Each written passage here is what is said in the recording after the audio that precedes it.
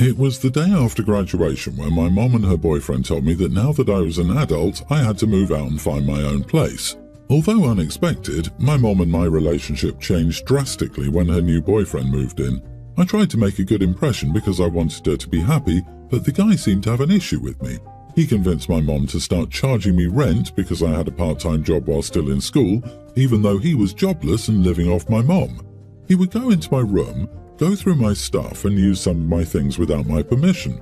He even broke my laptop after using it without asking. But my mom saw nothing wrong with his behavior and always took his side.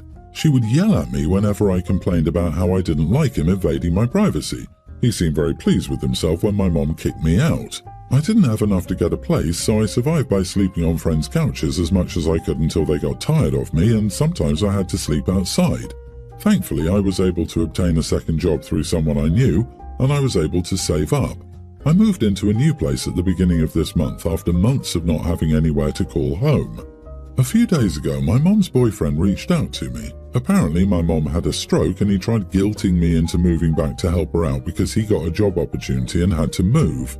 I declined and told him that unfortunately, I'm too busy trying to be an adult and it doesn't look like I can take time off that schedule to do that, then hung up.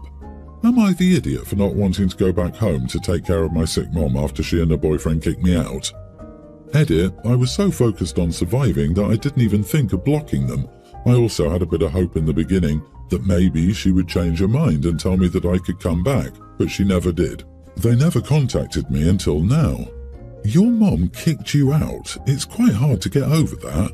It sucks when your mom gets to reap what she sowed.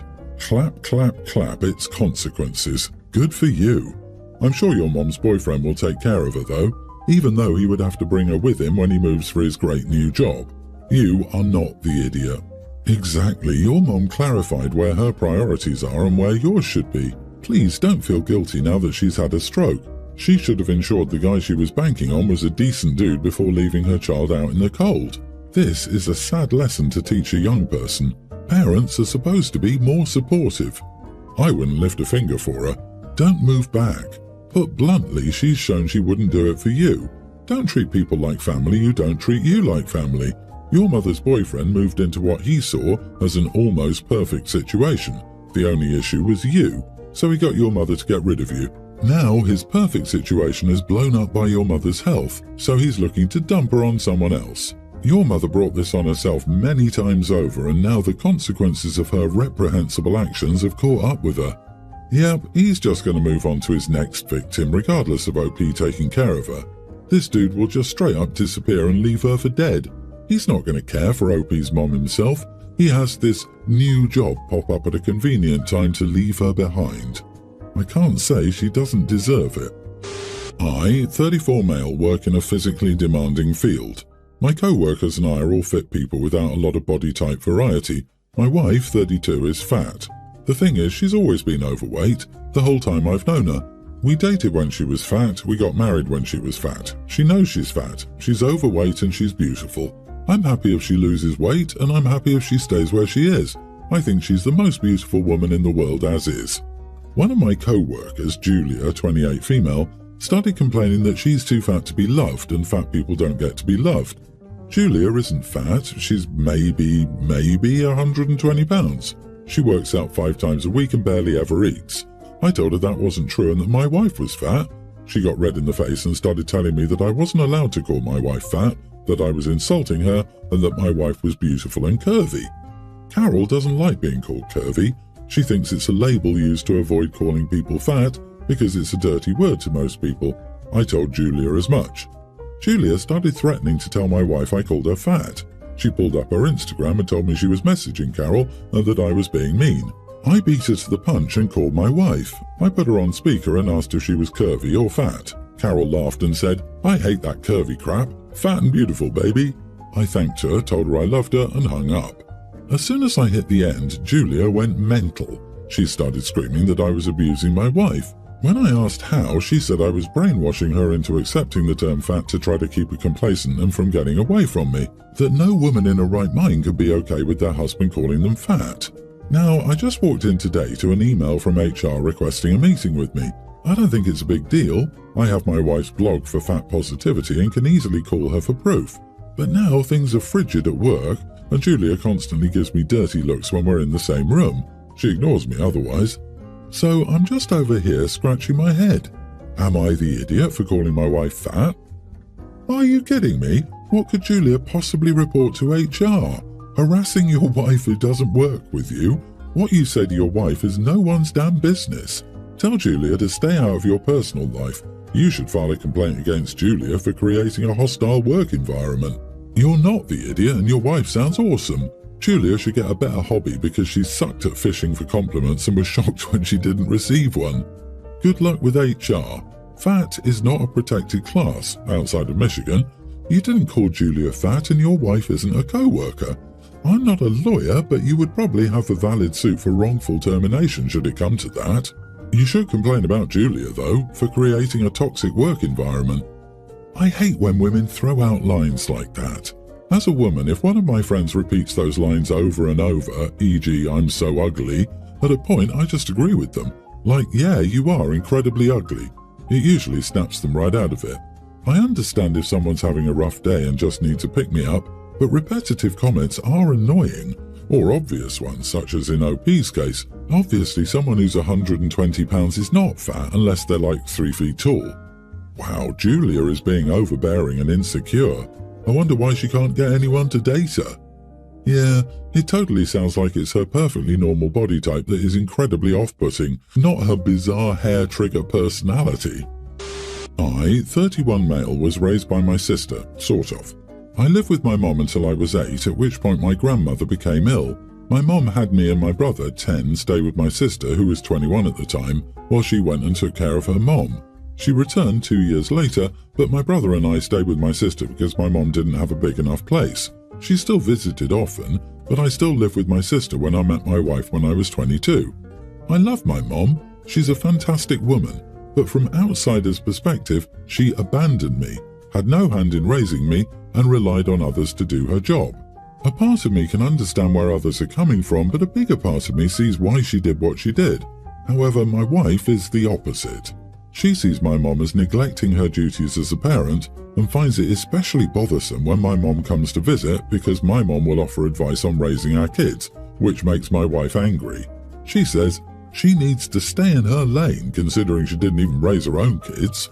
I agree that she needs to stay in her own lane and I have zero problems telling her as much, but saying she didn't have any part in raising her own kids is just foolish. She was still around, we just didn't live with her or go stay the night with her. My wife now had a bad upbringing. She's the oldest out of 6 kids, I'm the youngest of 4. She was made to parent her siblings while her mom worked, and by the time she hit 15, she had to get a job to help with the bills. She held a lot of animosity against her own mother for taking away from her childhood, and this is the reason why she hates my mother. She said what my mother did was worse because my mother dropped me off on my sister's doorstep and didn't come around at all for 2 years, and then still didn't take me back when she could have. At least her mom making her get a job or having her help raise the kids didn't leave the home. Her mom was always there, so for whatever reason, she thinks what my mom did was worse, even though she still has ill blood with her own mother for what she did. She says that she feels sorry for my sister, who had her young adult life stripped and her marriage because of my mom. My sister had just gotten married when my mom had to stay with her, and they ended up divorcing a year later because he never signed up to have kids. Now, I have 2 stepkids, and this is where the fight started yesterday. I asked my wife if she could have her mom take the kids for 1 or 2 weeks so we could get a break, because lately the kids have been off the walls, and I could just really use a breather. She said, yeah, that's not going to happen. You don't pawn your kids off on someone else when you're a parent. So I told her that we could use a break, not just me, and that it would benefit all of us.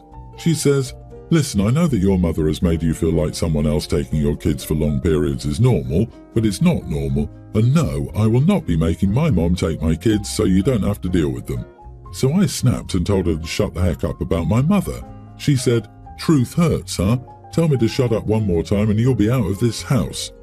Am I the idiot for telling her to shut up and stop talking about my mom? Edit, my wife doesn't bring my mom up randomly. She only starts complaining about her when my mom tries to parent the kids, or when I suggest the kids go to her mom's for a bit.